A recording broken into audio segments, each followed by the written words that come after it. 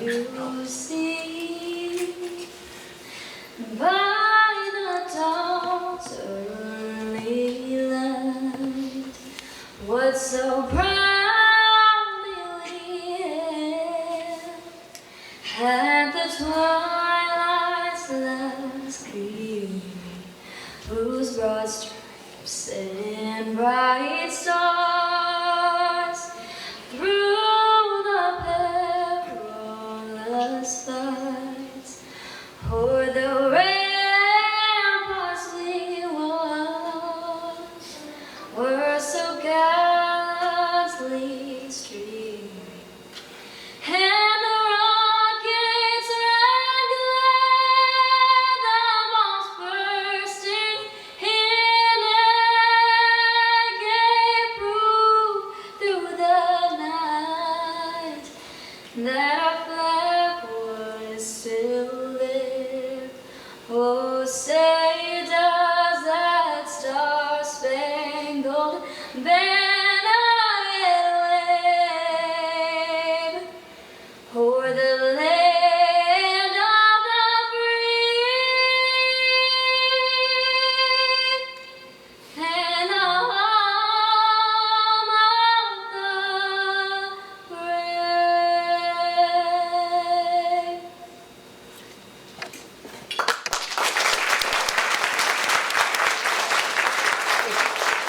Remain standing for the Pledge of Allegiance, and then you can finish your dinner. I pledge allegiance to the flag of the United States of America and to the republic for which it stands, one nation, under God, indivisible, with liberty and justice for all.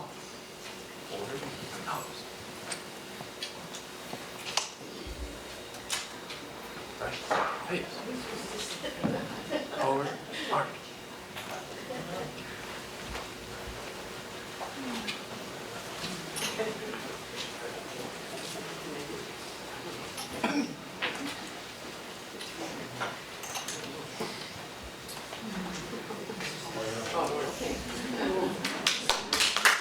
You captured them.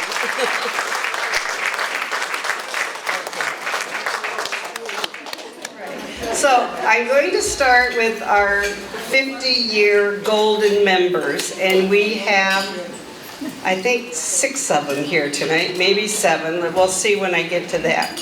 We'll start with Johnny Hammond.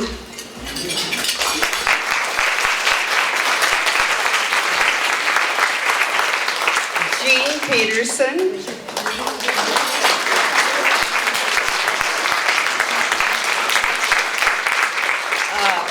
Our newest 50-year is Mary Richards. Welcome.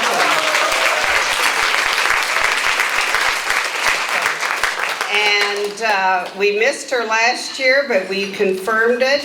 And our other new one is Jan Barron.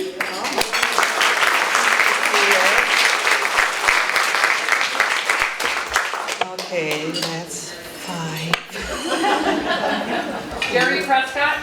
Jerry Prescott, yes.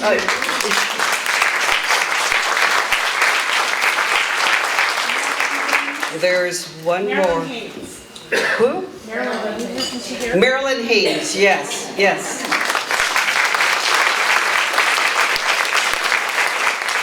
This is going to be casual, folks, let me tell you. So, all right, and be sure that we get a picture of all those ladies who are here tonight. So they are the roots of the Ames League of Women Voters today. So I think all of them have served some wonderful offices in that. So be sure and reach out.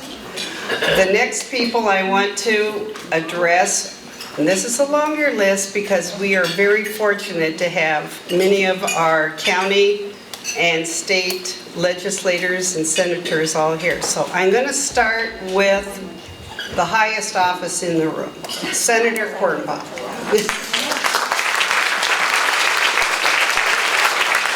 Then we'll go to our 2 legislators, Beth Wessel-Crochelle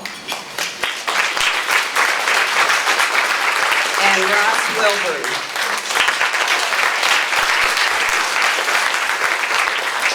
We'll now go to our county offices.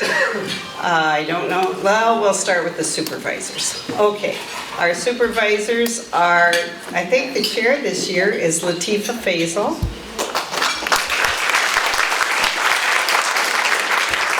Lisa Heddens. And Linda Merkin. We had 3 dynamic women in our supervisor position. Now we'll go to our county attorney, Tim Meals. Our county auditor, Lucy Martin.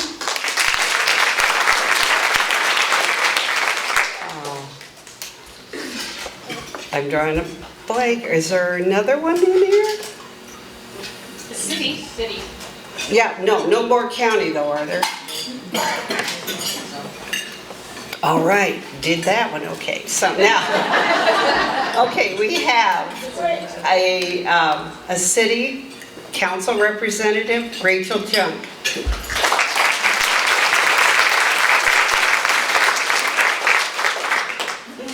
And Amy Erica Smith had registered, but I didn't see her come in, so.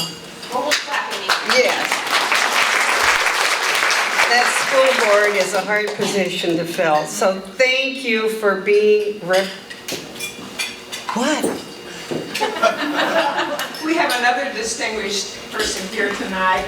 Mona Martin has just moved to Ames fairly recently, and many years ago, Mona was the state league president.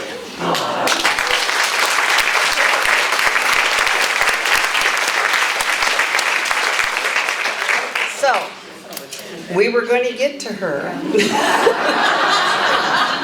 Because I knew she was a special person.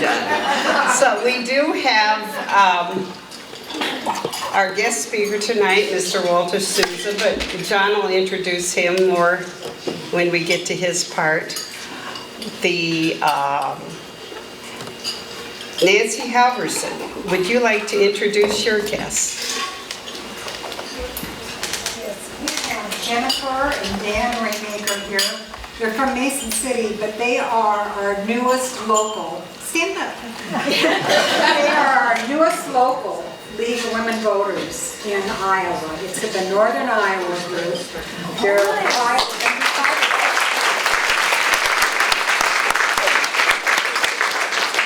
And the really fun thing about Jennifer is we didn't go asking would anybody like to be a local or anything.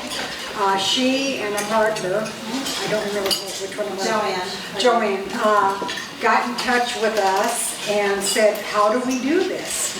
And so we got right on it. Therese turned it over to me. We set up a meeting in person. I called Carolyn Klaus and asked her to come along and give the local viewpoint, which she did a beautiful job of.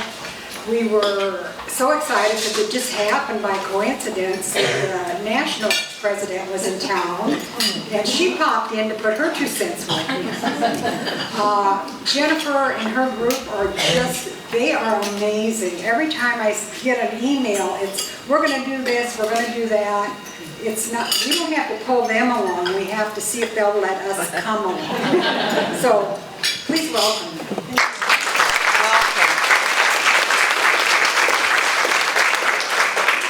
Thank you for coming down from Mason City. It's special to have you here. So, are there any other guests in this room that need to be introduced? Okay. We're very good. Thank you. Made it through that. All right. Now I get to do my presentation. It's short. So, well, we are more when we reach out. We Zoomed and we gathered. These are the groups that we partnered with and Zoomed with this year. I can't believe this. My notes aren't coming up. wing it. Okay. We did many special things with some of these groups. We partnered with Iowa State University with voter registration. We partnered with the Carrie Chapman Cat Center in doing their lecture series. It was, and we attended these, and they were on Zoom also. We partnered with KHOI this year. We did all of our forums, all of our Learn with the League, we're on there. And now we have a spotlight once a month. And if you get up early at 7:15 on the second Thursday of the month, from 7:15 to 7:30, we are interviewed by Ann Kinzel, and we talk about the things that are happening with the league at that time. So, and if you don't hear it then, you can go in the archives and hear it later. So we are a part of our local community radio. We partnered with the NAACP. We did voter education with the auditor. We did voter registration at several different events.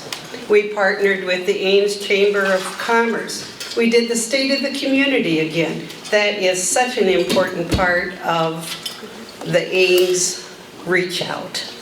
We partnered with the Ames Public Library. What would we do without our library and their rooms and their tech support that helps John and I at all these meetings, and Denny? So they are a great group of people to work with. We're so fortunate. The Ames Community School District reached out to the league and said, we want to clear the air. Can you come and meet with us? We had about 30 members of the league go up to the school, and they talked to us. They answered the questions. They wanted Ames to know what the school was up to. So it was very good. So this will take us to the next slide. So, but the challenges of our times are great. We have democracy. It seems like we're, from day one of this country, we've been fighting for democracy and defining it over and over. Climate change, you never know what the weather will bring tomorrow. So we need to be working on that every day. Right, Bob? He is our climate change person. So the voting laws, and it seems like they change them, and then we have to redo them. And I'm not sure they're always improved. So we have to work on it on a constant basis with the voting laws. Community issues. Oh my goodness, we always have a community issue. So, but just stay tuned.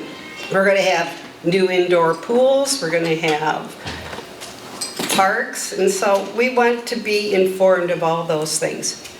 And how could I leave off world peace?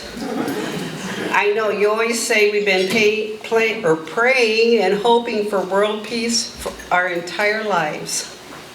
And you know what? We aren't there yet. So we have to include it all.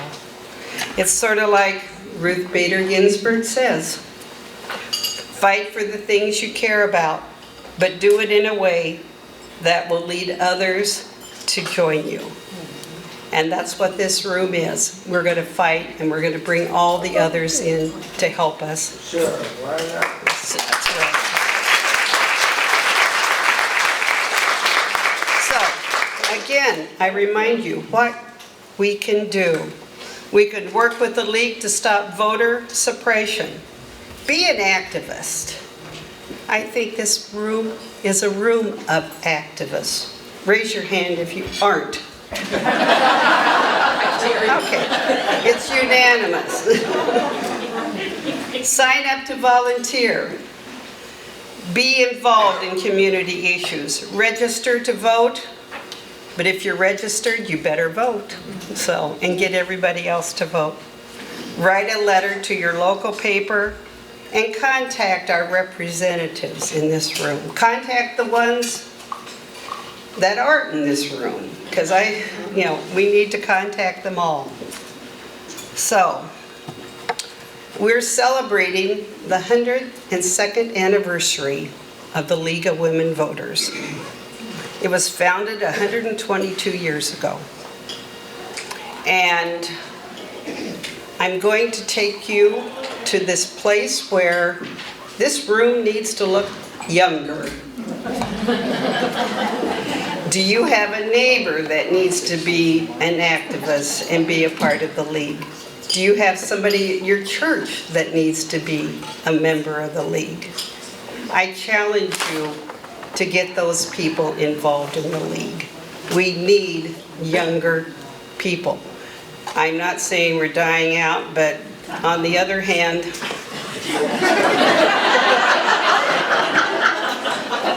yeah. If you're gray-haired, diet is what I say. So, okay. You are here to meet the challenges. You want to make a difference. You believe in this country. You are strong and able, and you are ready to reach out. Thank you. These children, thank you.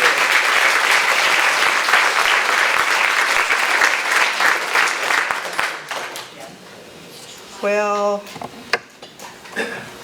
it worked before.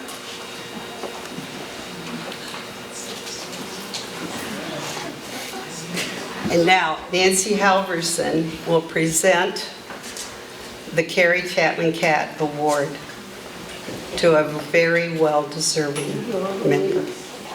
Oh God, put my picture up there. It's really big.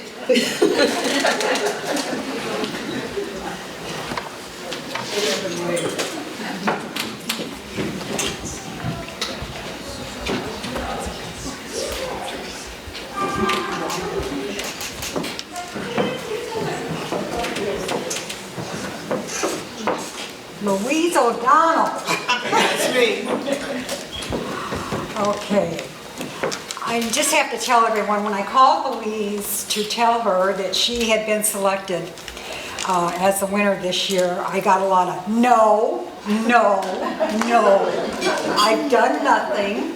How come? And I think I had to threaten her a little bit and say, you're it. What are we going to do about it? And I can't really think of anyone better that this should go to. For her contributions to both League and community groups, her active engagement and input as a member of the League board is invaluable. As editor of The Voter, her creativity and design skills have resulted in a premier publication that keeps our membership informed and connected. Louise designed the program for the League State Convention using historic photos, excuse me, I'm starting to choke, and also designed a tote bag as a fundraiser. She volunteers her time, energy, and talents at the Historical Museum in Slater, turning local artifacts into well-designed and researched exhibits.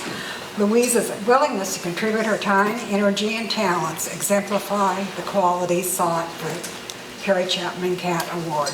The other thing I would like to add is Louise has done a lot of firsts in her life. She was the firstborn child in her family of 14 children. She was unique in 1970, purchasing a home on her own. Women didn't do that by themselves. And in many of her career choices, she was, The only woman. massage that. She's the only woman and she kicked butt. I'm just sure. Softly, I kicked that softly. Okay, if that works. Okay, so please accept Thank this you. with our congratulations. Thank you very much. Louise will have a paver placed. Wow. It's really pretty cool. In the Plaza of Heroines at the Carrie Chapman Cat Center. Okay. Thank you so much. And that will be placed.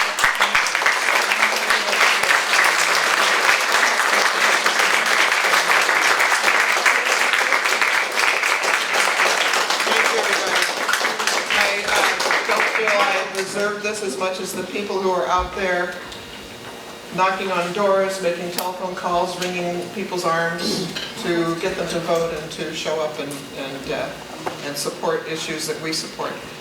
Instead, I get to sit in front of my computer and play. So thank you very much.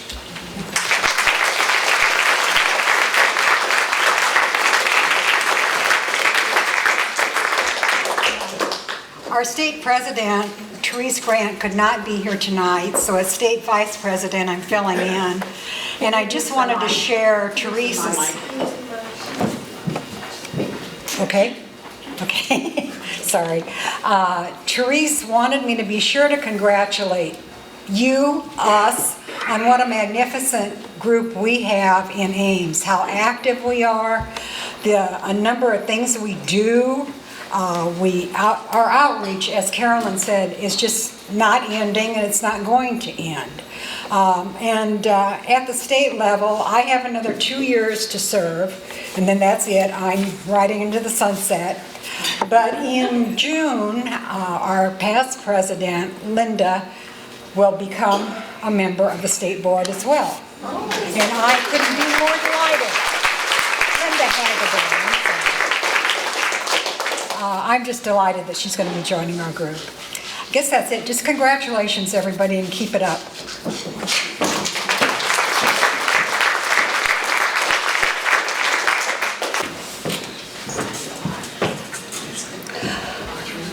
Well, I don't know how to get Walter's picture on here.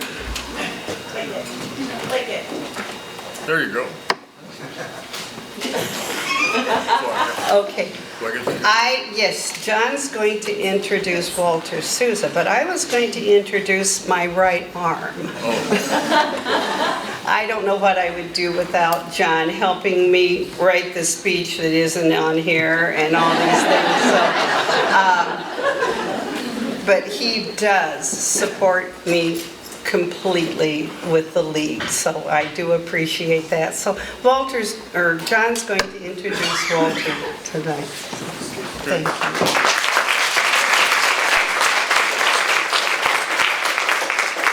Well, that was embarrassing. Actually, I think I joined the league before she did. But anyway, I do have the privilege of being able to make the introduction tonight of our keynote speaker, because I'm chair of the programs committee, and he is one of our programs. Walter is a very popular guest columnist, both in the Ames Tribune and in the Des Moines Register. He's an agronomist, and he was originally born in Tanzania and came to this country for an education. And he's done work with the World Food Program in Angola and with the Children's Fund in Zimbabwe. But he's best noted for being an associate professor at Iowa State, and he teaches how to grow things. And what he's taught us here in Ames is how to grow what we need, those qualities that we need to have to make and keep our democracy. And Walter always writes a column that causes me to cool my activist jets a little bit and contemplate and reflect on where we've been and think about where we're going. And so I hope you will give a warm welcome to Walter Suza.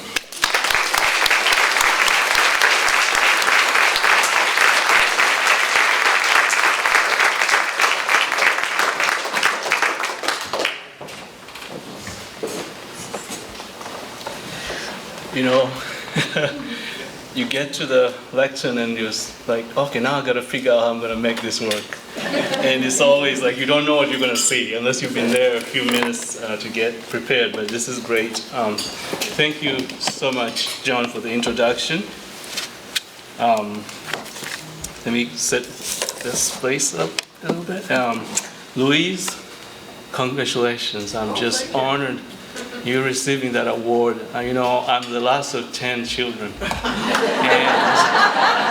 And you know, yeah, absolutely. Thank you for what you do. I would have rather been the last.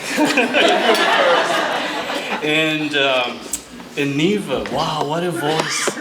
Thank you so much. The amazing grace just relaxed me, calmed me a little bit, my nerves and all that. So I appreciate that. Wonderful. Thank you. Thank you very much for for being here to listen to me. I'm here tonight as an Iowan, as an American, and the views that I'm going to share are my own. So this Sergeant thing, nah, just throw that out. Okay, I'm here as one of the members of this great state.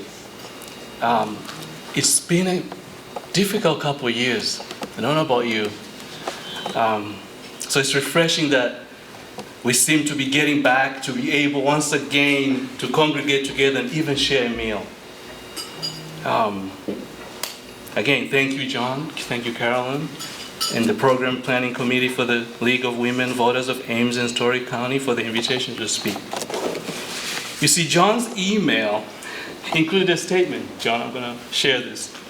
I'll quote, "Perhaps you can inspire and motivate us by describing how you became inspired and motivated to write editorials for the newspapers." So I'm not sure about inspiring and motivating. I'm not sure. But first I must say this.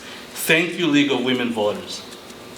Working to protect and expand voting rights and ensure everyone is represented in our democracy is a noble and vital cause. Yet I must confess, after sending the title of my speech to John, I went on a warring odyssey. You see, I was worried about my conviction to challenge and encourage you to bring equitable relief to those who are hurting from the wound of the white supremacy controversy associated with Carrie Chapman Catt. You see, white supremacy is just that, a belief that to be white is to be superior to black and brown people. People died and still die because of white supremacy. To ensure everyone is represented in our democracy is to help those injured by white supremacy to heal. We must make things right. Yes, I was afraid to be here. Fear can be quite a beast. What I write about is choosing love instead of fear.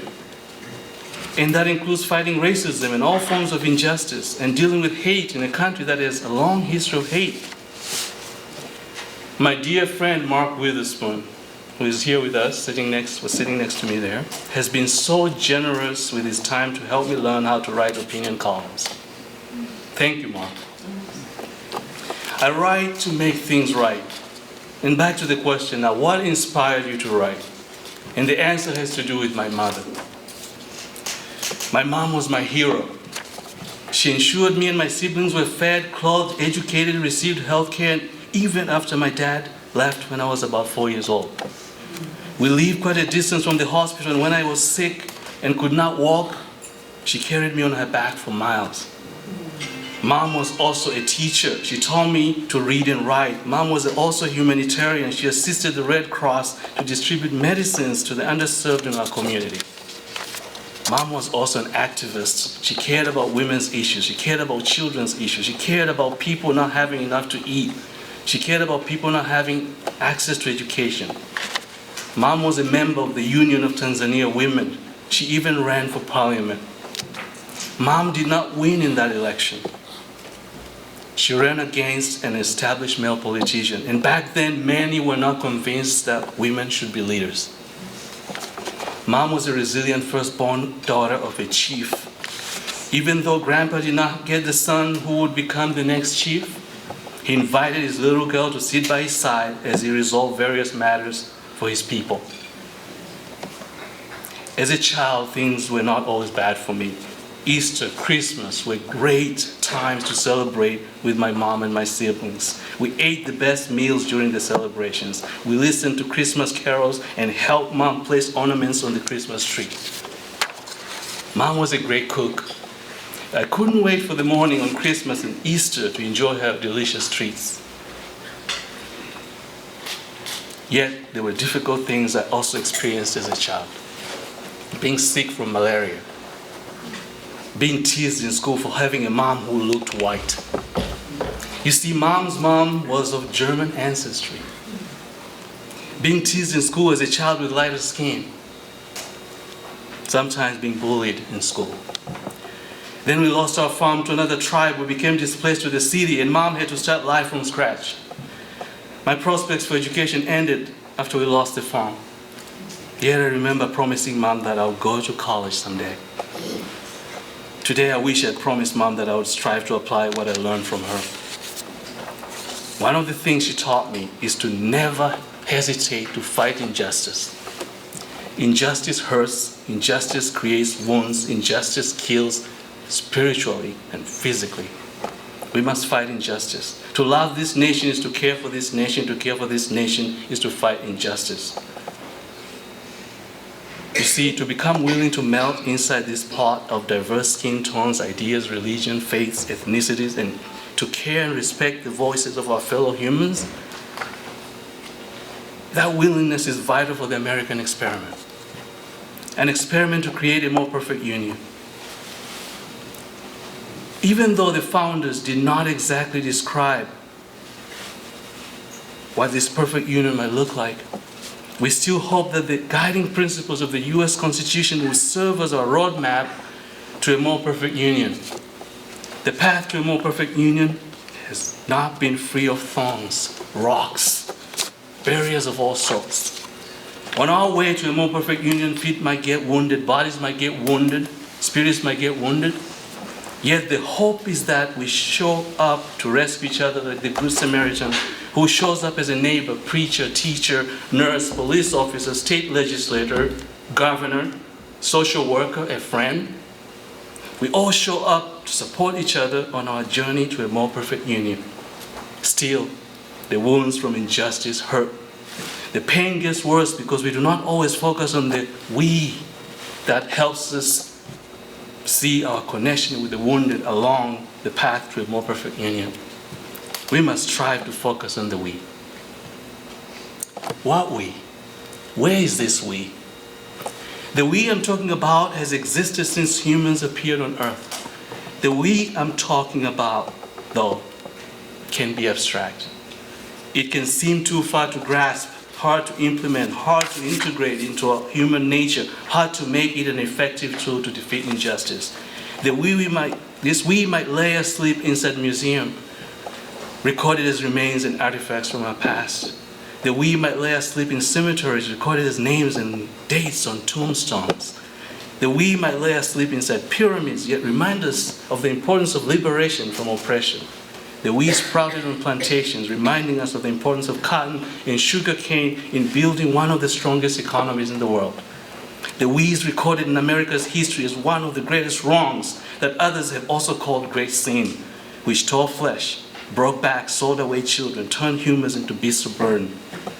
Yet these are just branches of a greater we, which we must embrace to become a more perfect union. Some believe the greater we appeared in America in 1787, when it was penned in the preamble of the Constitution of the United States. And so we affirm, we the people of the United States, in order to form a more perfect union, establish justice, ensure domestic tranquility, provide for the common defense, promote the general welfare, and secure the blessings of liberty to ourselves, our posterity, do ordain and establish this Constitution of the United States of America. Yes, the we in the Constitution is great, but there's an even greater we, which originates further back in time, even before 1619. The greatest we is with us right here, right now, in this room. The greatest we lives inside the human heart. It is the we that connects us, that guides, that cares, that dreams, that hopes, that wishes for a better future. Yet the greatest we can be easy to miss. I had many wishes as a child. I remember telling my mom that I wished to become a pilot. Then next time I wished to become a priest. Then I wished to become a musician. My wish today is for humanity to remember there's a we inside each of us. Before becoming a citizen, I was asked to take an oath to earn the freedoms and protections of the Constitution. I accepted that offer, affirmed the oath of allegiance. I said, I'll support and defend the Constitution and laws of the United States of America against all enemies, foreign and domestic. Injustice, racism are also enemies of the United States. Whether we are born here, forced to be here, migrated here, we are Americans. We are all promised rights and freedoms. The freedom to express myself, yet it doesn't mean I should make hate speech. The freedom to worship as I wish, yet it doesn't mean I should persecute others for their faith. The right to receive a quick and fair trial by jury, yet it doesn't mean I should commit a crime. The right to bear arms, yet it doesn't mean I should commit gun violence. The right to vote, yet it doesn't mean I should take away others' right to vote. Many fought and died so we might have the right to life, liberty, and the pursuit of happiness. There should be no conditions other than being an American to enjoy our rights and freedoms. I do not have to be a Republican to have liberty, a Democrat to live, an independent to be happy. America is a promise that in this land I have the freedom to be an American. As a child, I had many wishes. And since becoming an American citizen, I have even more wishes. I wish Americans would not settle for bad leadership. Whether blue or red, Democrat or Republican, conservative or liberal, good leadership is to lead for all Americans. We deserve honest leaders who know they're not perfect, yet willing to be a servant before the leader. We deserve leaders who seek to speak truth even if it costs them the election. We deserve leaders who seek world peace instead of selfish and manipulative national interests. We deserve leaders who seek to end racism instead of ending education on the history of racism. We deserve leaders who seek to accept people for who they are instead of punishing transgender and gay children for being human. We deserve leaders who seek to help people in dire straits instead of ending unemployment benefits. We deserve leaders who respect women's right to decide their own well-being and interests. We deserve leaders who embrace the we before the I.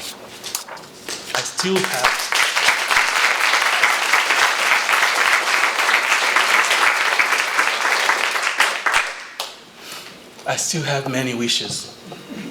I wish police brutality would stop.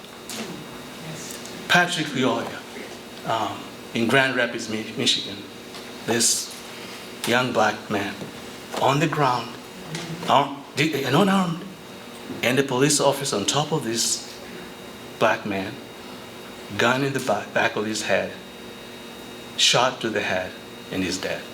That's not okay. Who are we? This cannot happen here. I wish for Congress to do its job to pass the George Floyd Justice in Policing Act. I wish for Congress to do its job to pass the John R. Lewis Voting Rights Advancement Act and the Freedom to Vote Act. I wish all Americans would have access to quality health care they can afford. I wish for all children in America to have access to quality education, to have sufficient and nutritious food, to have shelter, to be loved, to be safe. I wish for the dumping of toxic waste in communities of color to stop. The use of lead pipes in low-income housing to stop. Hunger in marginalized communities to stop. Gun violence to stop. I wish for an end to the mistreatment of migrants and their children. I wish for racism to end. Yet fulfilling these wishes requires the greater we. And to find the greater we must resolve the things that separate us. In 1920, this League of Women Voters declared, and I quote, "We believe in the power of women to create a more perfect democracy." More than 100 years, America still struggles to embrace the idea that our nation can be well under a president who is a woman.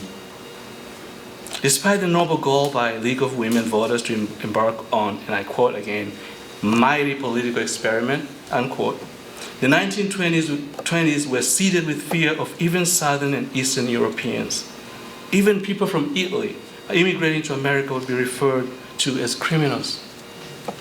Sadly, segregation by race and ethnicity has been America's mainstay. This has prevented people from knowing each other to get along. Consequently, a child growing up in a predominantly white neighborhood might develop a misconception about black and brown people. A child growing up in a predominantly black neighborhood might learn about white people from an isolated context. Sadly, today, some schools in Iowa are still segregated by race. We must unlearn our biases.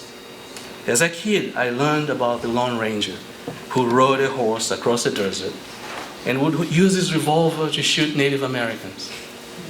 Such comics and Western movies made me think that Native Americans were the troublemakers.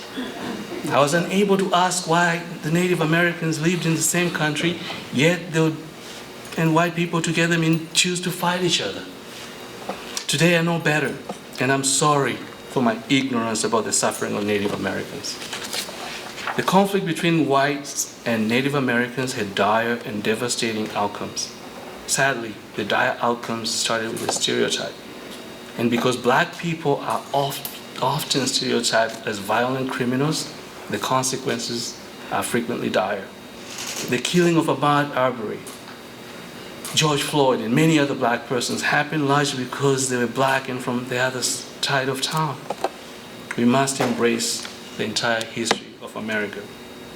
If we go back in time to the 1900s, we'll see many black people leaving the South for places like Waterloo, Iowa. Yet upon their arrival, they faced discrimination and were forced to live in poor, overcrowded neighborhoods. That's still true for many black people across the United States. Across the United States, poverty is also high in Native American and Hispanic communities compared to white communities. And again, when we put these comparisons, it makes sometimes people feel like, oh, we are tearing people apart, but this is the truth. Okay? Stark disparity in the education system continues to leave black and brown children behind. Access to health care is also limited for African Americans and people of Hispanic origin compared to whites.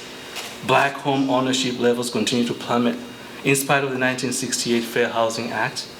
And compared to white communities, black communities experience more gun-related homicides. These disparities are largely products of systemic racism.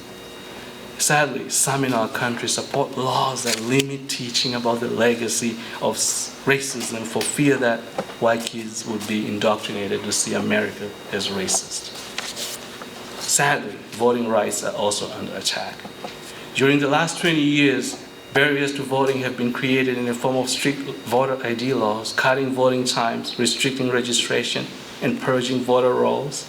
And that's information according to Brennan Center for Justice, a nonpartisan law and policy institute. This is unacceptable.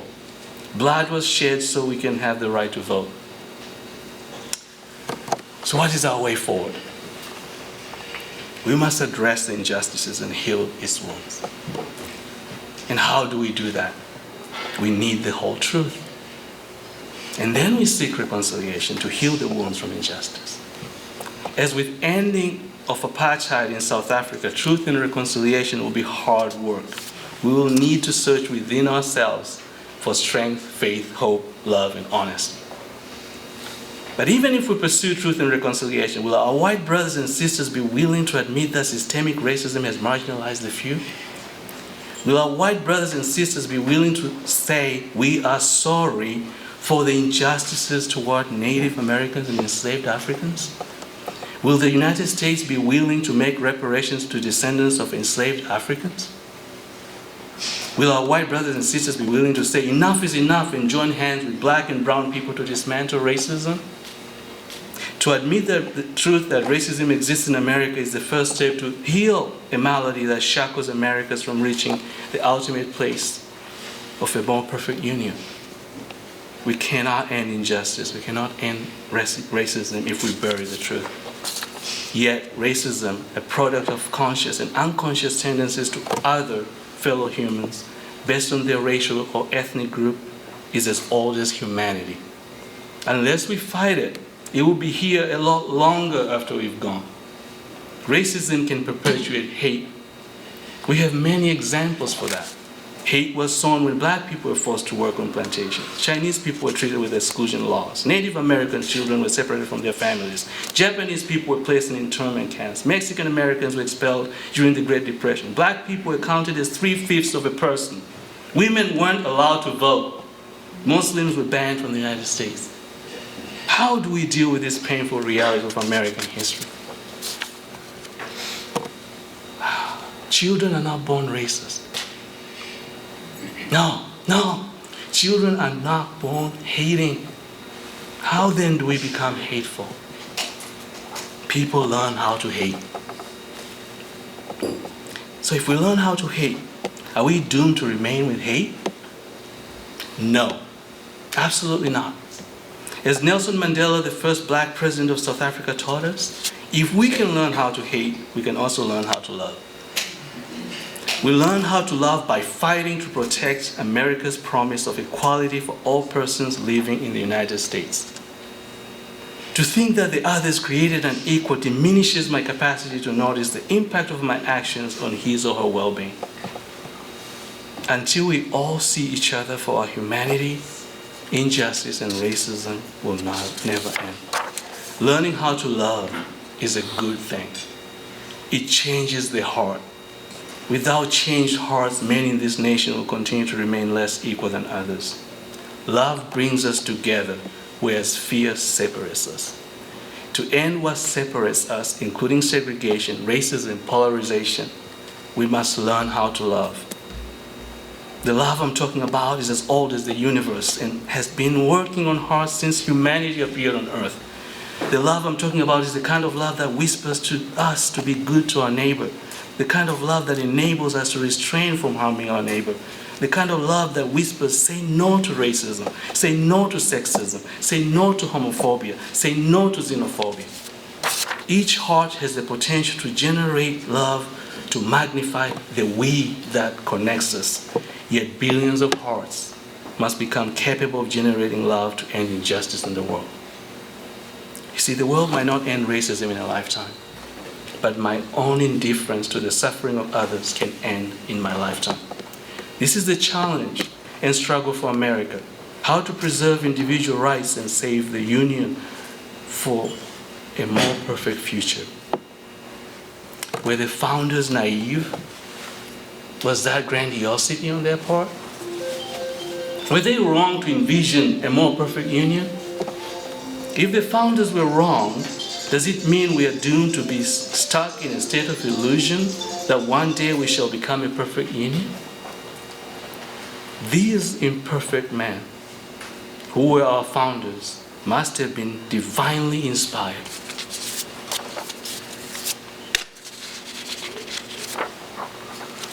When I was a child and fell with malaria, she had a malaria problem. Sometimes mom will be away on business, and I'll be there in bed, in pain, shivering, with chills and high fever.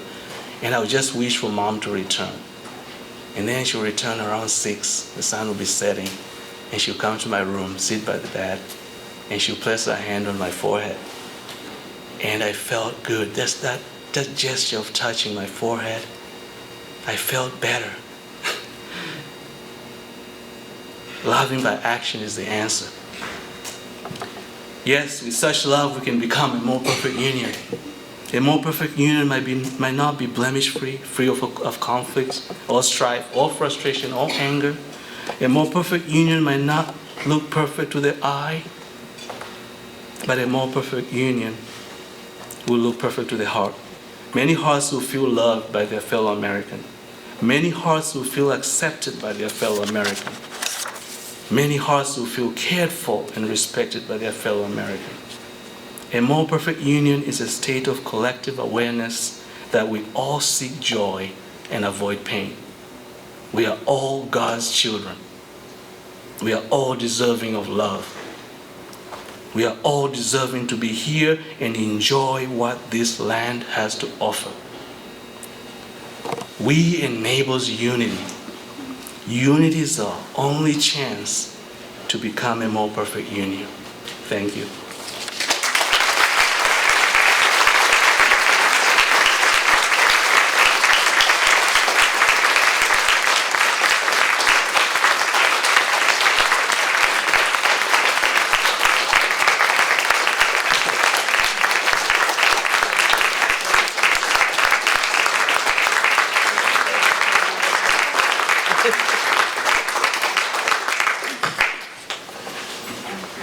This is the first year that the League of Women Voters has awarded scholarships for high school students in Story County. And Linda Hagedorn is going to present those scholarships.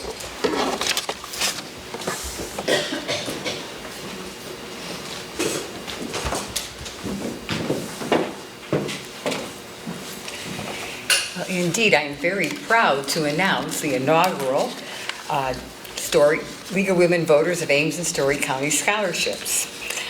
This year, we are able to award one $500 scholarship, and I'll be speaking more about the benevolence that has allowed us to also award 3 smaller scholarships of $100 each. Let me tell you a little bit about our scholarship. We developed an application, and these applications were hand-delivered to all high schools in the county. We made announcements in Facebook and online and on our website and by word of mouth. And we asked students to write 2 essays. This was not an award that is strictly academic based on GPA, nor is it one that is strictly based on need. But rather we were looking for character. And so we asked 2 essays, the first about civic interests and past involvement, and the second, we asked the students to identify a current issue and explain their plans for the future. Our $500 winner unfortunately could not be here. I have to also say that the deadline was April 15th to get the scholarship to us. So I mean, it was a very quick turnaround. So when we identified the winner, they had like 1 day to see if they could come to reach their award. But our winner is a young man named Quinn Margaret. He is a graduate of Ames High School. He's going to be attending ISU and majoring in business. I called his reference. We asked the students to give us 2 references. I called his reference, Leah Stearns, who is an advisor at Ames High School. And this is what she said about Quinn. She said, Quinn is a great student, intuitive, asks good questions, and is a self-starter. This year, Quinn started a new club at Ames High School, the Ames High Independents, because he wanted a space for political discussion that was nonpartisan, valued free speech, and emphasized voting and political participation. You can see why he's a winner. So in his first essay, he talked about his leadership as a co-lead of a robotics nonprofit organization, 501c3. He was an Eagle Scout, and as I just mentioned, the president of the Ames High Independents. And this is a quote from his essay. We're a growing student organization built upon core values of integrity, respect, and duty, with a guiding purpose to extinguish division within advocacy and service. In his second essay, he talked about pursuing a career in civil rights law. So we will be providing that $500 scholarship to ISU to be credited to Quinn's account. In the process of having our scholarship committee, some members heard about our efforts, and they decided that 1 award wasn't enough, and they wanted to have more. So a group of anonymous donors provided money to support 3 more smaller scholarships. But it is to be in the name and to honor one of our most esteemed members.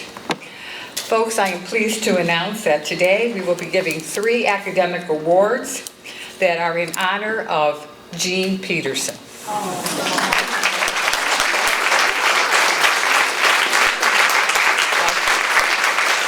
Jean, you want to wave? Jean is surprised. This is the first she's heard of it.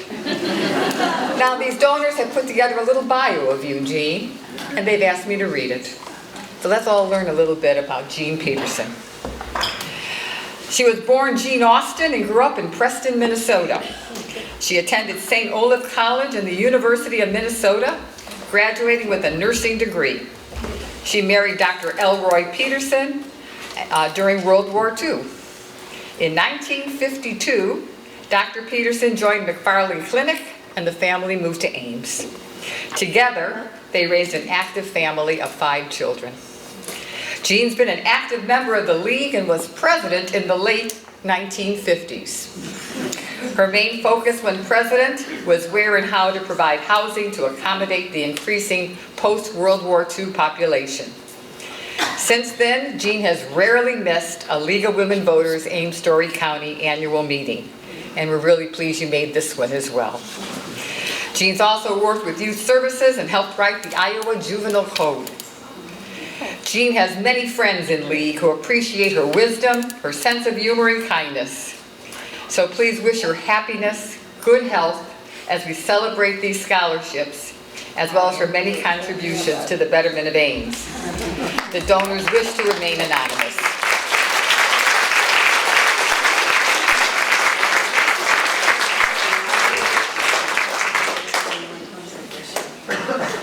Jean, do you mind if I tell the folks your age? Do you mind? Go ahead. This year, Jean turns 100. So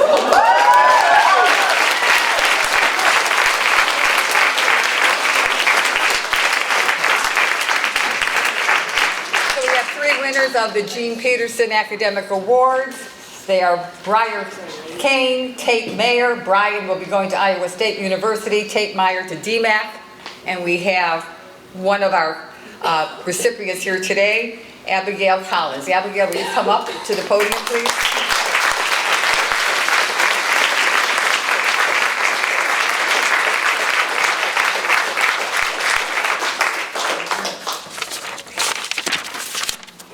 Abigail is a graduate of Nevada High School.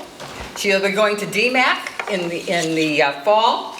She's going to be majoring in Human and Family Services. She's highly involved in organizations like Harmony Clothing Closet, Food at First, Kids at First, Nevada FFA, and many more. In her essay, she talks about her interest in foster care and her aspiration to be a social worker. We are presenting we're presenting Abigail with the Jean Peterson Academic Award of $100 that will be applied to DMAC, as well as a one-year membership in the League of Women Voters.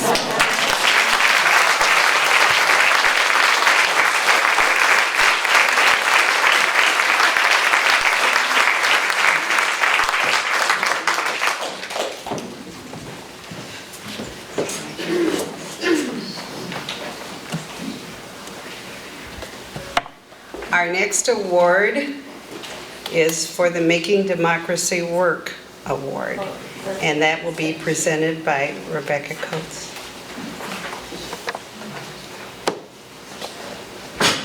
Another well-deserved award.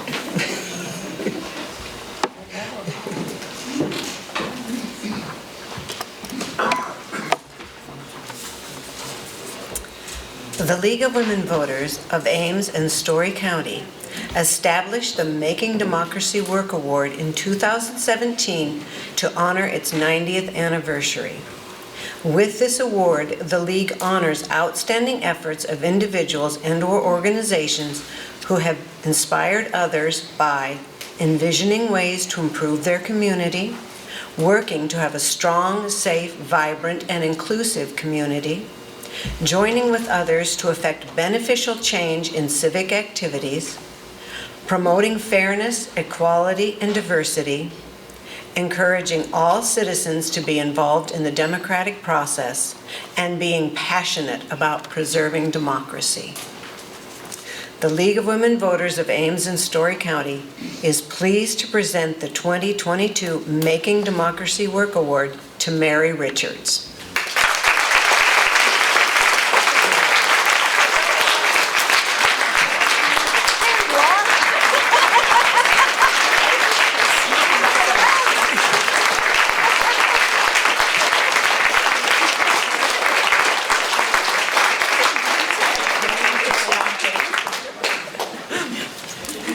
We are presenting this to Mary for her many years of service to our community as a Story County attorney and community activist. Mary was instrumental in developing the Witness Protection Program and led the way for statewide juvenile justice reform.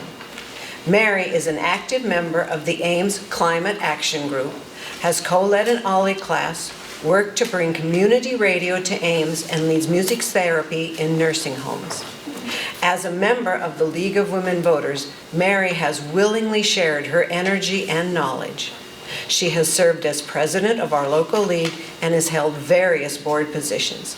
She has initiated and participated in many league study groups, and as a League of Women Voters of Iowa committee member, she worked for statewide campaign finance reform. Mary's willingness to serve and to lead is an example of what makes democracy work. Mary will receive a certificate of recognition And she is also to receive a paver in the Plaza of Heroines, but since Mary has already received a paver in the Plaza of Heroines, she has requested that a donation be made to the National League of Women Voters to help with their voting rights campaign.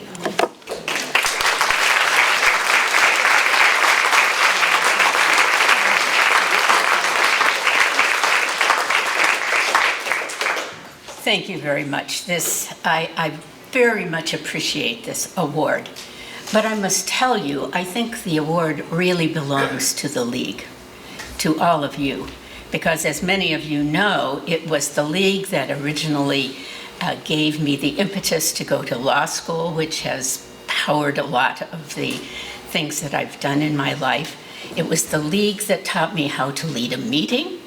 It was the League who taught me how to be a member of a group that very consciously and, how do I want to say this? Very deliberately looked at things in a nonpartisan way, which is very, very hard to do in these days, as you know.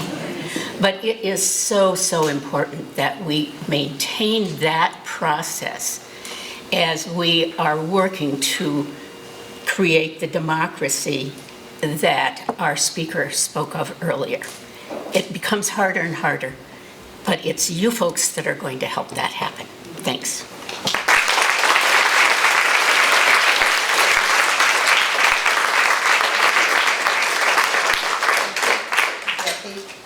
I found the printout of my PowerPoint, and I would like to recognize the past presidents of the League of Women Voters. If you would stand up, you know who you are. I'm not going to name you all.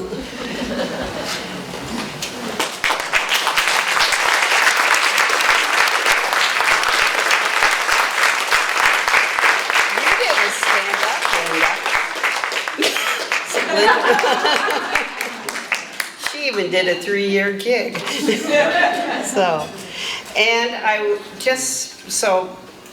None of our guests would leave before our business meeting, I would like to recognize my board, which is an amazing, hardworking board. If you would please stand up.